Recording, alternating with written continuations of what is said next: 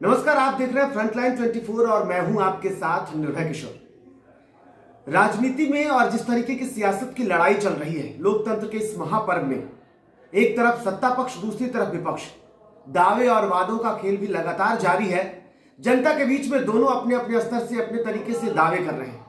ऐसे में क्या सियासी समीकरण है, ये लगातार हम जानने के लिए कद्दावर नेताओं के पास जा रहे हैं। और इसी में हमारे साथ बीजेपी के कद्दावर नेता हैं और साथ ही साथ किसान मोर्चा के प्रदेश उपाध्यक्ष हैं। हमारे साथ हैं हितेंद्र नारायण ठाकुर उर्फ नूनू जी ठाकुर। सर, बहुत बहुत स्वागत है आपका। धन्यवाद।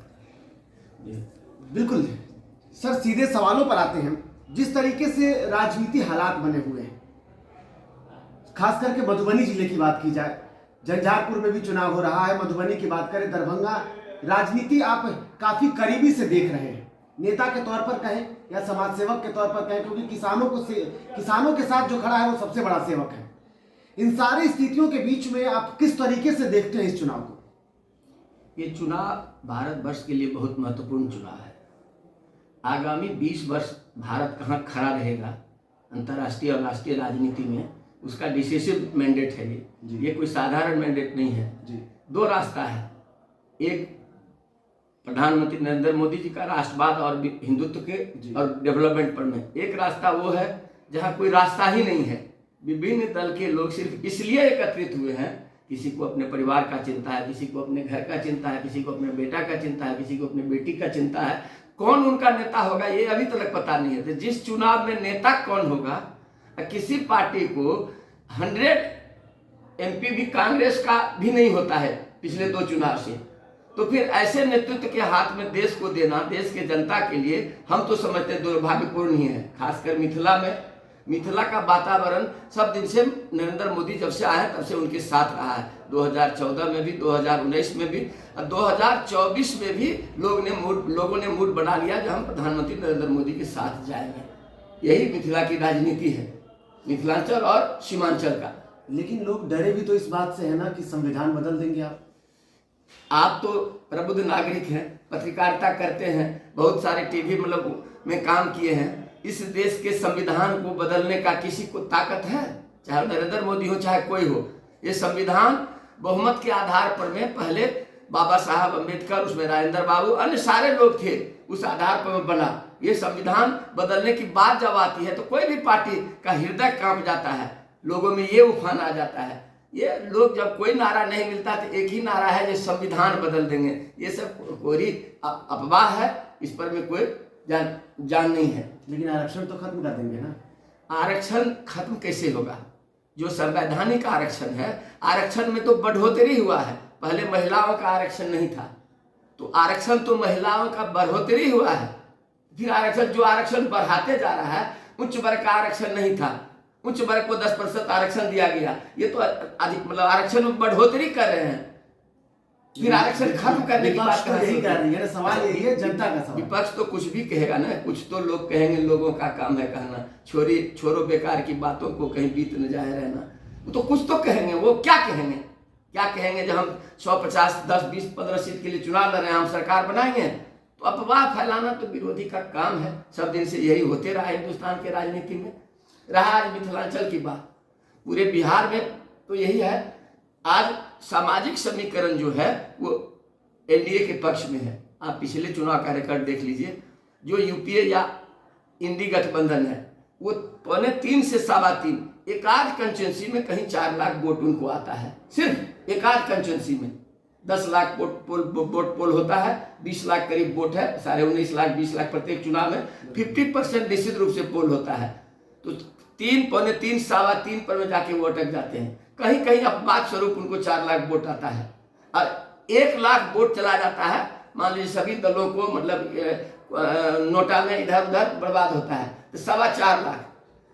सभी कंस्टिट्यूंसी में 5.5 से 6 लाख वोट NDA गठबंधन को है।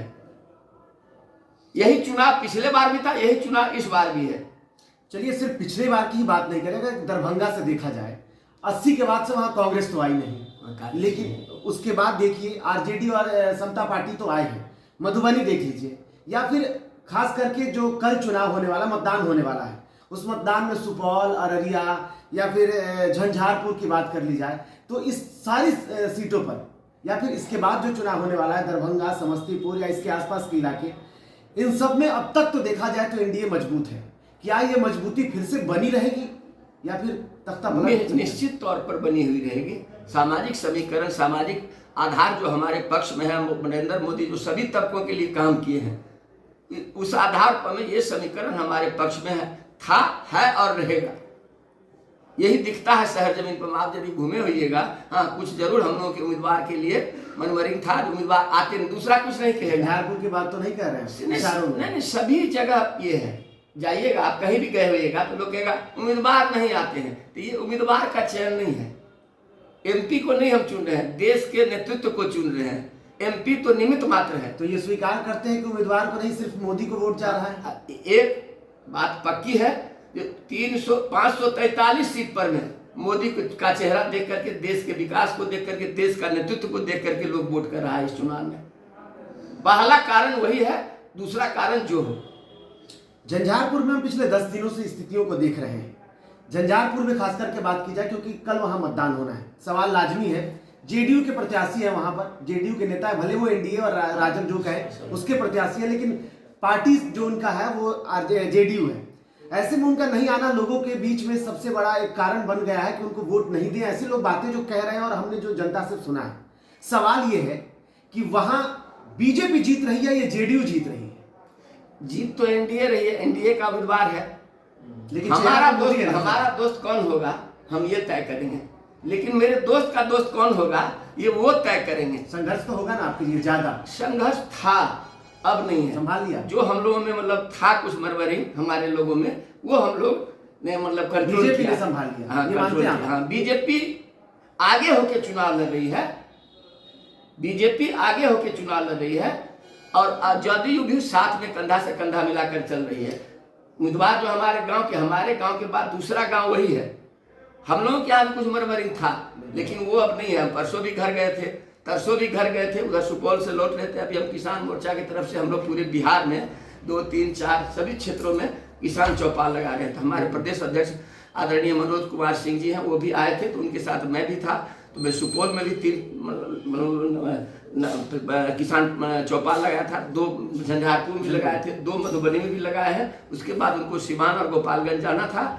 हमारे राष्ट्रीय महामंत्री हैं शंभू जी, उनके भाई की शादी थी, उस क्रम में वो गोपालगंज में भी लगाया है। फिर हम लोगों का कल के बाद से उजियारपुर, दरभंगा, इस सब में बेगूसराय, मुंगेर। चलिए किसानों से आपने बात की, चौपाल मैंने भी देखा है कई जगह पे लग रही है बीजेपी की।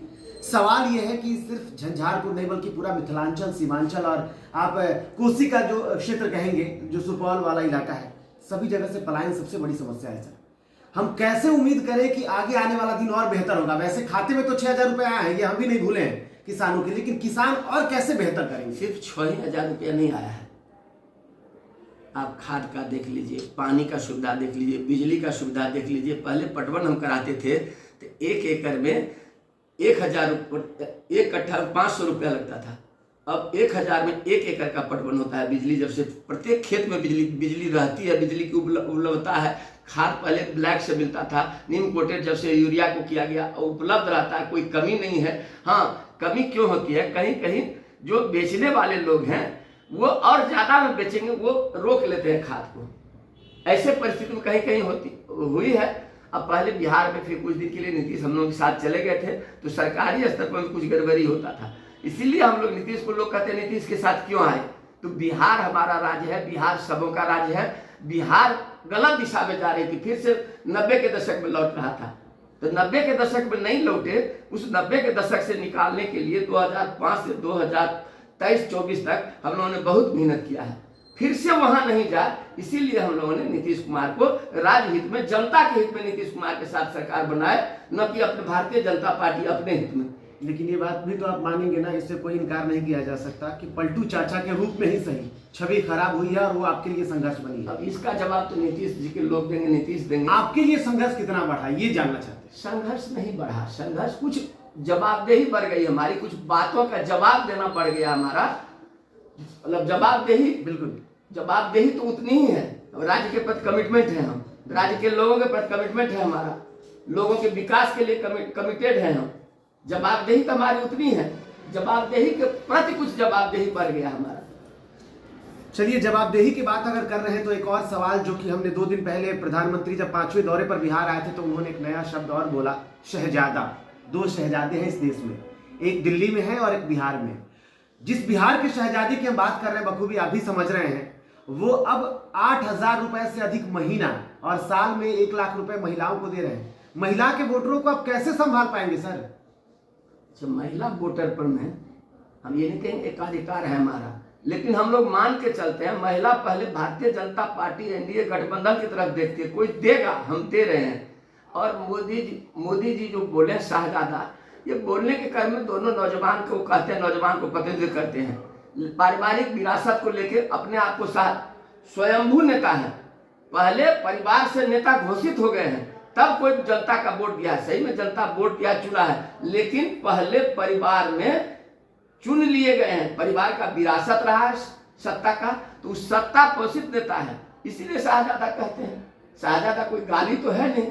बिल्कुल, लेकिन तेजस्वी की हम बात कर रहे हैं। तेजस्वी यादव जिस तरीके से 17 महीने के कार्यकाल जो नीतीश और उनके साथ में था, जब वो मुख्यमंत्री थे, वो लगातार ये जनता के बीच में कह रहे हैं कि 17 महीने में हमने 5 लाख से अधिक रोजगार दिया है और हम कर सकते थे, लेकिन तब तक हमारे हाथ से सरकार चली गई। सर, ये रोजगार का मुद्दा बड़ा मुद्दा बन गया है आज, और खास करके झंझारपुर और मिथिलांचल का जो इलाका है, पलायन की जो मैंने पहले जिक्र कर दिया है, वहां की समस्या है। इस रोजगार पर युवा को कैसे आप रोक पाएंगे? पलायन तो होते रहा है, उस आधार पर थोड़ा कम हुआ। अब यहाँ भी रोजगार है। अब गांव में जाइए, लेबर नहीं मिलता है, 600 रुपया में डेली वेजेस का लेबर मिलता है। अब यहाँ भी काम में बढ़ोतरी हुई है, लेकिन लोगों की आदत हो गई है शहरी, जो काम हमारा आदमी, आपका आदमी दिल्ली मुंबई में करता है, वही काम यहाँ नहीं करना चाहता है। उसको सामाजिक संरचना में लगता है हम ये काम क्यों करें, वहाँ जाके मतलब समाज के लोग नहीं हैं तो काम करते हैं, वही काम यहाँ के लोग यहाँ आके वो नहीं करते हैं। लेकिन अभी भी आप देख लीजिए, मैं अपने गांव में जाता हूँ, एक सैलून नहीं था आज से 10 साल पहले, आज 20 सैलून है। जिसमें भी जाइएगा सब बाहर काम करता था, सब साधन लगा के काम कर रहा है, तो आपको जगह नहीं मिलेगी। मतलब रोजगार बढ़ा है।